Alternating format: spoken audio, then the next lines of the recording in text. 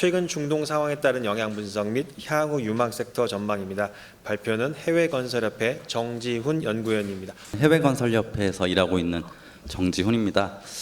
저는 우리나라 이제 수주 산업 중에 이제 해외건설이라는 게 있는데, 해외건설이 여러모로 해외에서 많은 돈을 벌기도 했었고 많은 문제들도 사실은 있었던 적도 있고, 근데 최근에는 기업들이 이제 그 수주를 선별적으로 하면서 수익성이 어느 정도 3에서 5% 정도 이상이 되는 그 사업에 한해서 그 입찰을 하고 그 사업들을 수행하는 것으로 조금 정리가 좀 잘 됐습니다. 그래서 최근에는 그 해외 건설 수주액 자체가 작년에 473억 달러를 했었는데, 이게 최근 10년 동안의 가장 높은 수치였습니다. 그리고 이제 코로나 기간에도 평균적으로 330억 달러 이상을 하면서 안정적인 수주를 이어왔었고요.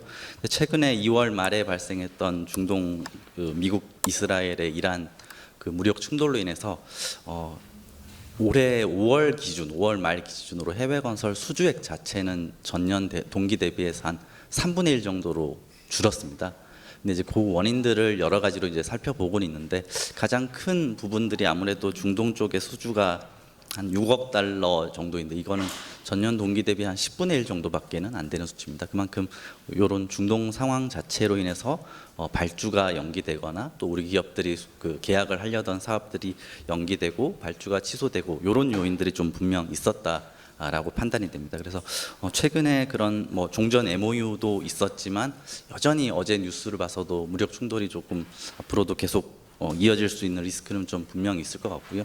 그리고 이런 부분에 대한 영향들을 분석을 해보고, 그러면 중동의 수주 비중이 상당히 높았던 건 사실입니다. 최근 5년 동안에는 한 40% 정도로 줄었지만 누적 수주 기준으로 봤을 때는 여전히 50~60% 정도로 중동의 수주 영향이 상당히 좀 컸습니다. 그래서 앞으로는 우리나라 기업들이 미국이라든지 유럽 쪽으로 조금 선진국 쪽으로의 포트폴리오를 다양화해야 되고, 그리고 기존의 어떤 토목 건설 이런 인프라 사업 위주의 그런 수주보다는 플랜트를 비롯해서 에너지 쪽으로의 수주 포트폴리오를 좀 다변화해야 된다라는 내용들을 객관적인 수치들을 토대로 조금 공유드리도록 그렇게 하겠습니다. 총 3가지 정도로 살펴보겠는데요. 첫 번째는 MOU 이런 문구들이 어떠한 것들이 있고 잔존 리스크들이 어떤 것들이 있는지 살펴보고요. 두 번째로는 최근 중동 상황이 해외 건설 산업에 미치는 영향에 대해 살펴보고, 그다음에 세 번째로는 글로벌로 봤을 때 이제 프로젝트 파이낸스의 흐름들이 상당히 좀 중요해진 시장 같습니다. 그만큼 수익성이 확보가 되고 돈을 빨리 회수할 수 있는 그 공정으로 글로벌 상업은행들이 돈을 빌려주는 그런 시장이 확고해졌기 때문에 우리나라 건설사들도 이러한 공정으로 저희가 수주 전략을 짜는 것들이 좀 요구된다, 이런 내용들을 말씀드리도록 하겠습니다. 과거 주요 이벤트별로 그 해외 건설 수주액과 그리고 유가 이런 것들을 하나의 그래프로 한번 살펴봤는데요. 핵심적으로는 과거 1, 2차 오일 쇼크도 있었고 러시아 우크라이나 전쟁도 있었지만 실제적으로 우리나라 해외 건설 수주가 크게 영향을 받은 적은 없었습니다. 단 이제 이란 이라크 전쟁과 같이 한 8년 정도의 장기간 동안 있었던 그런 사태로 인해서 그때에 한해서 수주액이 6분의 1 정도로 급감을 한 사례 외에는 아직까지는 그 어떤 전쟁 이슈로 인해서 수주액이 감소한 사례들은 사실은 없었습니다. 그리고 이번 그 호르무즈 해협의 봉쇄라든지 이런 특이적인 상황들이 있어서 한번 살펴봤었는데요. 과거 4차례의 중동 위기 상황 때마다 특별하게 호르무즈 해협을 비롯한 그 물류의 이동에 대해서 특별하게 제한적인 상황은 없었지만, 이번 2월 28일 날 발발했던 미국, 이스라엘, 이란 간의 전쟁 같은 경우에는 전 세계 원유 그리고 LNG의 25% 정도가 통과하는 호르무즈 해협 봉쇄라는 전무후무한 사례로 인해서 전 세계 이제 인플레이션이 더 상승할 수 있는 요인이 발생했고, 이로 인해서 그 건설 현장 자체에도 공급되는 자재가 비싼 가격으로 또 납기도 마치지 못하는 그런 혼란들이 조금 야기됐던 거는 분명 기존 사례들과 좀 차이점이 있다라고 해석할 수 있습니다. 그리고 6월 14일 날 전자 서명을 통해서 종전 MOU가 확정이 됐고 이를 위한 후속 조치들도 하고는 있지만 실제적으로 리스크는 더 여전히 이제 살펴봐야 될 내용들로 보입니다. 그래서 주요 내용 같은 경우에는 레바논을 포함해서 모든 전선에서의 군사 작전을 즉각적으로 종료를 한다. 그리고 해상 봉쇄 30일 내에 해제를 하고 호르무즈 해협을 60일 동안 무료 통항을 한다라는 내용들을 담고는 있지만 이러한 내용들이 후속 협상에서 조금 더 구체화되고 구속력이 있는 쪽으로 갈지는 좀 지켜봐야 될 내용 같습니다. 그래서 이런 내용들을 한번 자료들을 살펴보시면 좋을 것 같고요. 그리고 MOU 관련해서 리스크 중에 가장 큰 게 아무래도 호르무즈 해협의 통항 관련된 이슈인 것 같습니다.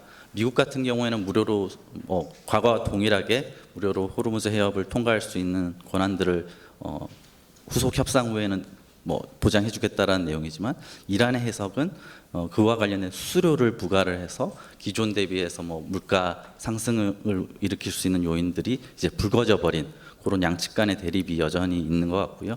그리고 이 MOU 관련된 여러 가지 문구들 중에서 이걸 이행하는 순서라든지 그리고 이스라엘의 그런 협조적인 이런 MOU 이후에 이제 협조적인 내용들이 이어지느냐 이건 조금 계속해서 리스크로 남아 있을 것 같아서 저희들도 최근에 지난 금요일에 재정경제부 차관님 주재로 중동인프라협력 TF가 열렸었고 저희 협회에서도 참석을 했었는데 기업들 입장에서는 이런 요인들이 아직은 정리가 되지 않았고 그리고 언론 쪽에서 얘기하는 재건이라든지 복구 이런 것들을 논하기에는 어느 정도 파괴가 이루어졌고 손상이 이루어졌는지에 대한 객관적인 수치라든지 그리고 어느 정도 우리 기업들이 참여할 수 있는 여건이 마련됐느냐 이런 것들도 좀 아직은 미비한 상황 같습니다. 그래서 오늘 주제인 그 수주와 관련된 분쟁 그리고 계약 간의 관계에 따라서 기존 중동 쪽의 발주처하고 우리나라 기업 그리고 하드국 기업 간의 그런 공기 연장이라든지 여러 가지 간접비의 상승에 따른 비용 전가 부분에 대한 내용들을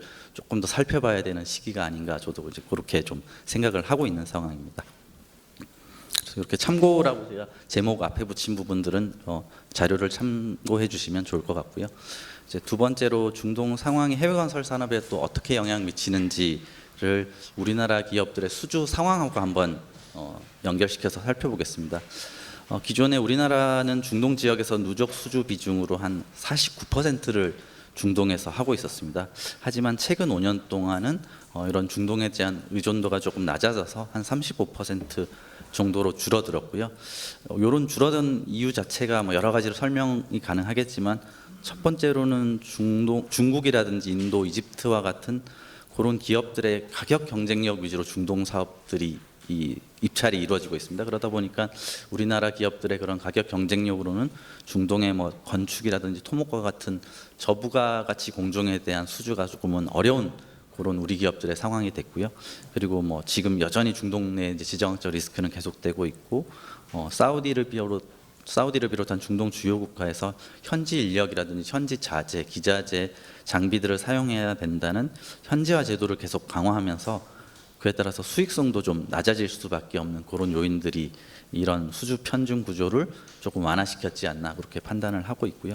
그러면 기존에 중동 쪽에서 많이 수주를 하고 아시아 쪽에서 많이 수주를 했던 그런 일감들이 이제는 미국과 동유럽 쪽의 국가들로 많이 옮겨가고 있습니다. 그러니까 첫 번째로 이제 미국 쪽에서의 반도체 그리고 자동차 이런 수주 우리 기업들의 이제 캡티브 물량들이 많이 나오면서 우리 기업들도 미국, 유럽으로 많이 가고 있고요. 그러면 이제 이런 우리나라 기업들이 발주했던 프로젝트 외에 그 미국 현지의 발주처라든지 이런 쪽에서 발주를 하는 사업들로 조금 포트폴리오를 다양화하겠다라는 우리 기업들의 전략들이 계속 있습니다. 그에 따라서 원전이라든지 전력망 개통의 프로젝트에 우리 기업들이 많이 관심을 가지고 있는 상황입니다. 그리고 중동 쪽에서는 어떤 국가에서 우리가 수주를 많이 했냐 살펴보면은 사우디아라비아, 카타르 그리고 아랍에미리트, 이라크에서 전체 중동 수주의 한 91% 정도를 했었습니다. 대부분 다 이제 이번 그 중동 사태로 인해서 에너지 인프라 쪽에 조금씩 손상을 받거나 피해를 받은 국가들이 상당 부분 있죠. 이제 이란, 이스라엘 같은 경우에는 우리 기업들이 수주한 사례들은 좀 미미한 상황이라서 조금은 이런 리스크 부분에서 조금 나을 것 같다라는 생각이 들고요. 그리고 공종별로 살펴봤을 때는 플랜트 위주의 그런 수주 비중 편중은 계속되고 있습니다. 그 대신 전기라든지 용역과 같은 고부가 산업 쪽으로 우리 기업들의 최근 5년 동안의 수주는 조금 나타나고 있어서 긍정적으로 보고 있습니다.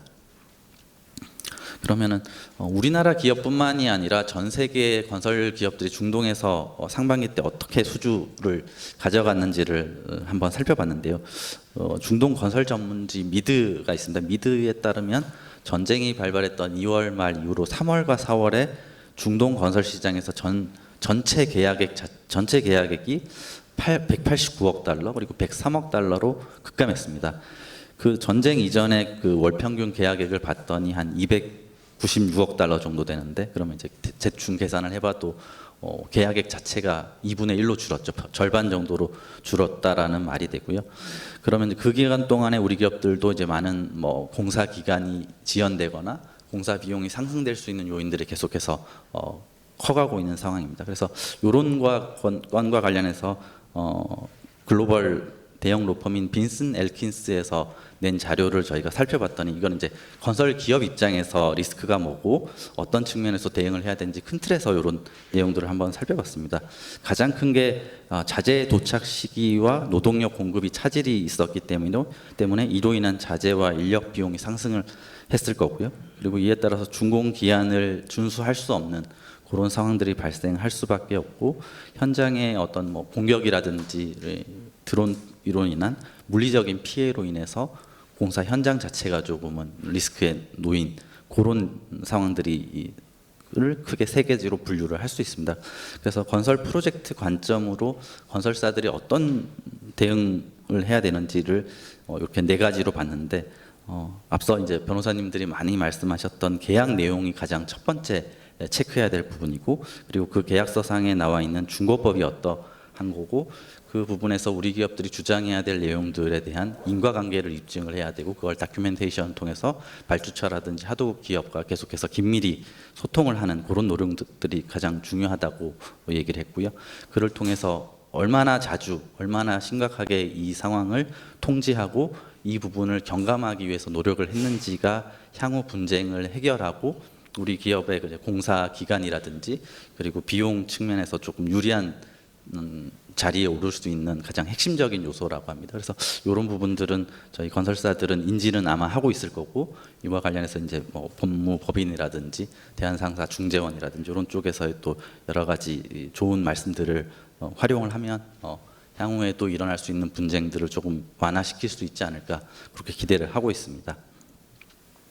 그리고 이제 뭐 만약에 이런 종전 MOU 이후에 후속 협상들이 다 마무리돼서 발주 환경이 조금 정상화된다라고 하면은 우리 기업들도 요 시장에 대한 뭐 재건이라든지 복구까지는 아니더라도 기존 프로젝트의 조금 정상적인 수주 그리고 정상적인 공사 현장의 운영이 좀 가능하지 않을까 생각을 하고 있습니다. 그래서 최근에 일어났던 대외경제 장관 회의에서 언급된 게 중동의 주요 발주처 대상으로 한 60억 달러 정도의 선금융 지원을 하겠다는 맞춤형 금융 지원 제도가 발표가 됐었고요.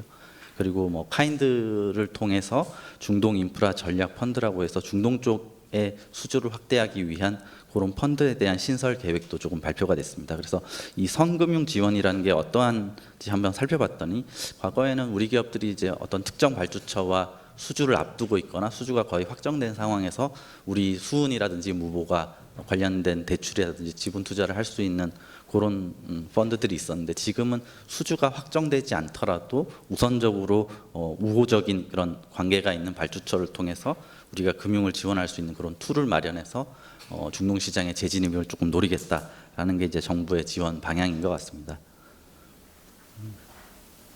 그리고 재건이라든지 복구에 대한 것들이 실제로는 어떤 특정 국가에 아주 몰려 있는 것 같습니다. 그래서 가장 저명한 노르웨이 쪽에 있는 기관에서 발표한 자료들을 봤더니 이란과 카타르의 피해 정도가 가장 극심하고, 이에 따라서 이 정도면은 재건이라든지 복구에 관련된 프로젝트가 있을 수 있겠다라는 것들을 발표를 한 것들을 봤더니, 이란 쪽에서는 사우스파 가스 처리 시설을 비롯해서 주요 가스 그리고 석유화학 단지 쪽에 가장 많은 공격들을 받았다고 합니다.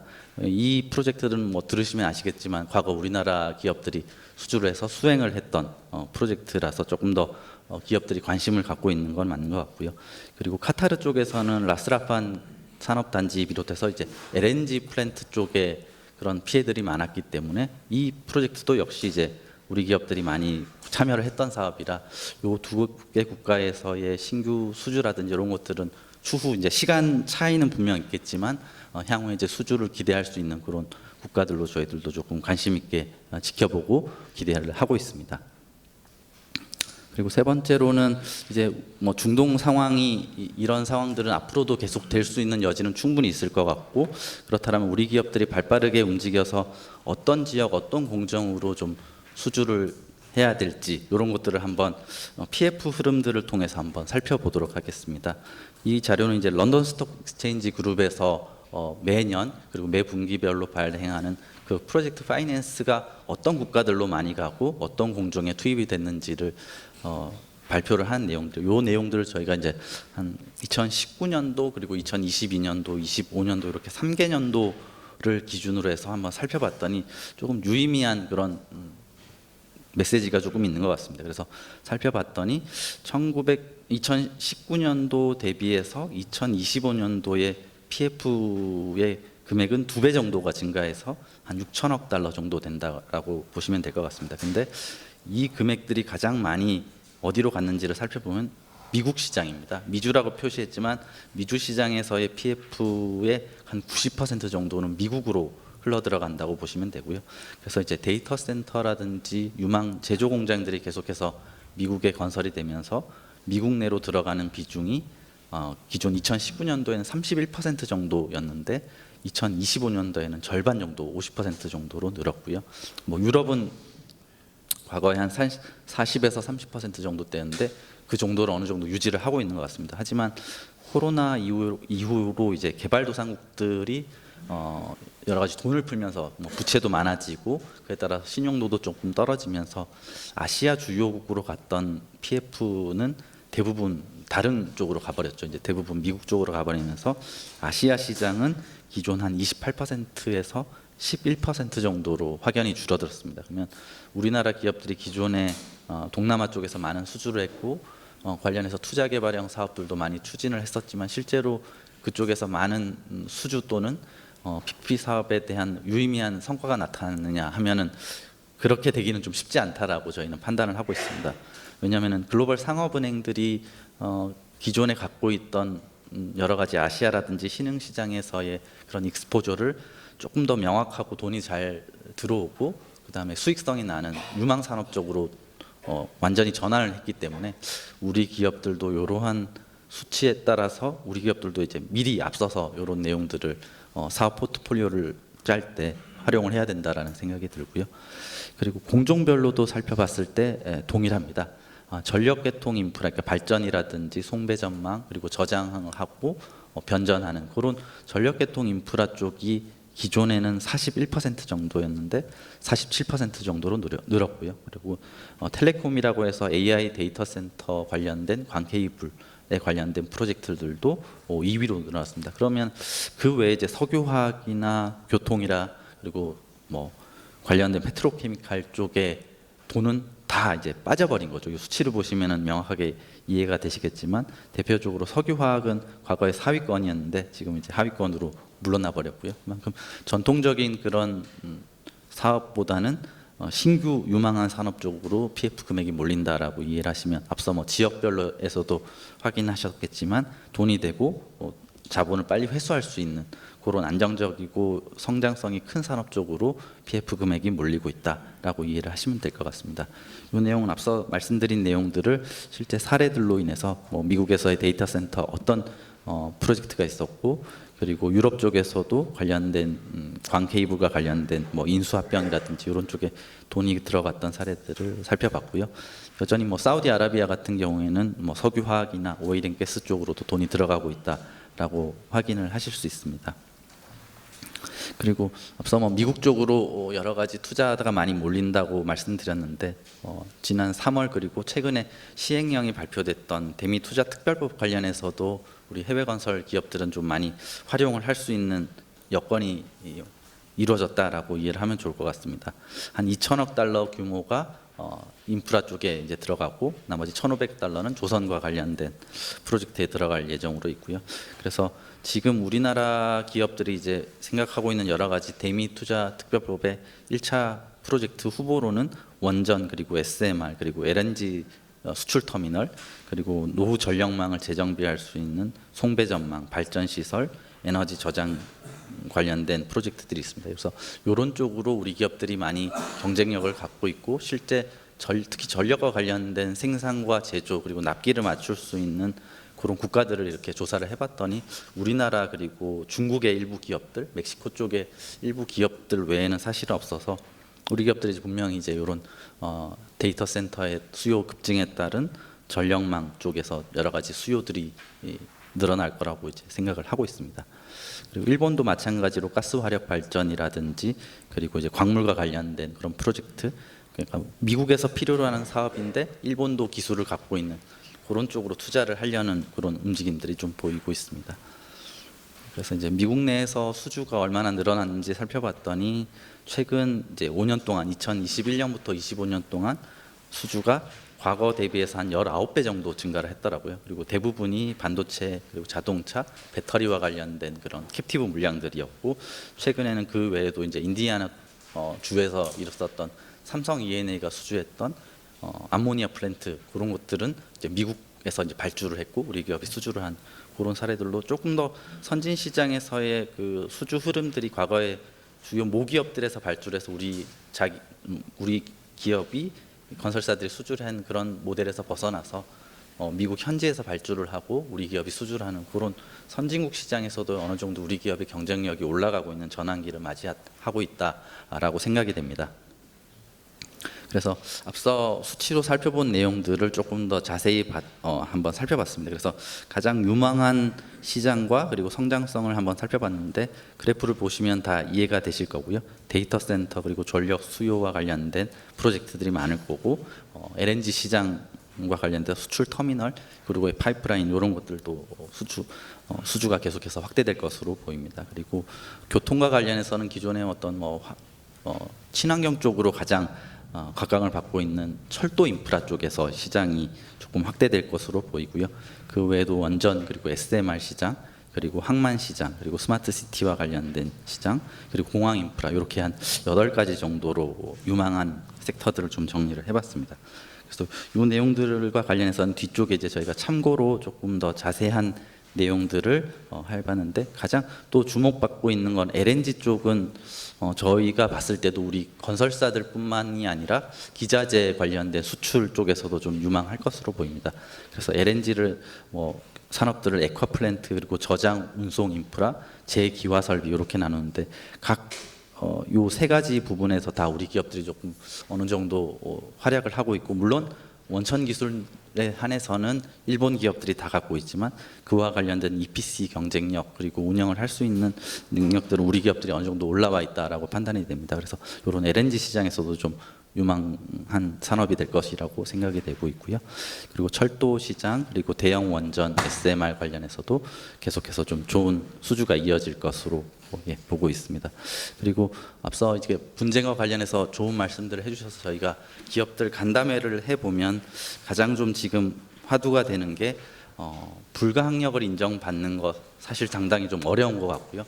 그 부분과 관련해서 기업들의 계약서상의 중재 조항 아까 중요성도 말씀해 주셨지만 그 부분들에 대해서 통지를 하고 경감을 하기 위한 노력들도 분명 하고 있지만 아직은 우리가 발주처나 아니면 또 뭐 하도급 그러니까 현지의 하도급 기업과 이렇게 맞서서 어떤 분쟁을 해결할 수 있는 경험이라든지 그런 능력치가 유럽이라든지 미국 기업보다는 좀 덜할 수밖에 없었다고 생각이 합니다. 여러 가지 문화적 요인들도 분명히 있다고 생각되고요. 그래서 오늘 이렇게 글로벌 수주 분쟁 대응과 관련해서 이렇게 여러 가지 좋은 말씀들을 해주셨던 변호사님들께도 이제 감사를 드리고 기업들이 조금 관심이 있을 법한 게 지금은 공기에 대한 연장은 발주처와의 협의를 통해서 어느 정도 가능하다라고 이제 판단하는 기업들이 조금 있는 것 같고요. 그 대신 앞서 말씀드렸다시피 어떤 공사 기간의 연장이라든지 이로 인해서 이제 우리나라 인건비 그리고 간접비들이 계속해서